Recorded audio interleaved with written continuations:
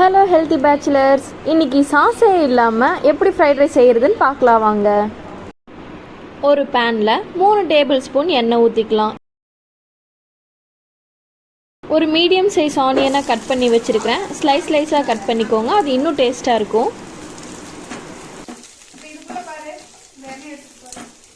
வெங்காயம் நல்லா வதங்கினதுக்கப்புறம் ஒரு பச்சை மிளகாய் ஆட் பண்ணிக்கலாம். கூடவே ஒரு மீடியம் சைஸ் தக்காளி கட் பண்ணி வச்சுருக்கேன், அதையுமே ஸ்லைஸாக கட் பண்ணி ஆட் பண்ணிக்கோங்க. எந்த அளவுக்கு வெங்காய தக்காளி வதங்குதோ அந்த அளவுக்கு ஃப்ரைட் ரைஸ் நம்மளுக்கு டேஸ்ட்டாக வரும். இப்போது கட் பண்ணி வச்ச கேரட் பீன்ஸை சேர்த்திக்கலாம்.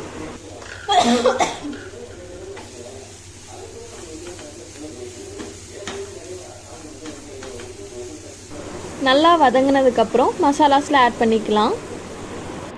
கரம் மசாலா 1/4 டேபிள் ஸ்பூன், மல்லித்தூள் 1/4 tablespoon, red chilli powder 1/4 tablespoon, pepper 1/4 tablespoon add பண்ணிக்கலாம்.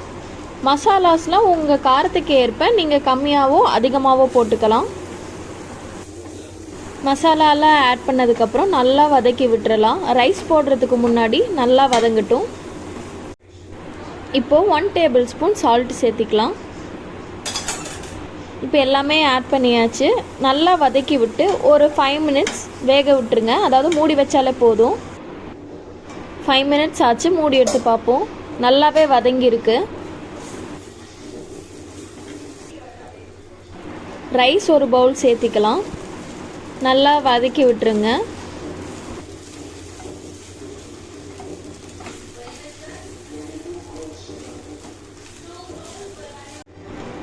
அவ்வளோதான் பேச்சுலர்ஸ், சாஸே இல்லாமல் ஹெல்த்தியான ஃப்ரைட் ரைஸ் ரெடி நம்மளுக்கு. இந்த மாதிரி டேஸ்டி ஹெல்த்தி அண்ட் குயிக் ரெசிபீஸ்க்கு ஹெல்த்தி பேச்சுலரை மறக்காமல் சப்ஸ்கிரைப் பண்ணுங்கள் அண்ட் ஃபாலோ பண்ணுங்கள்.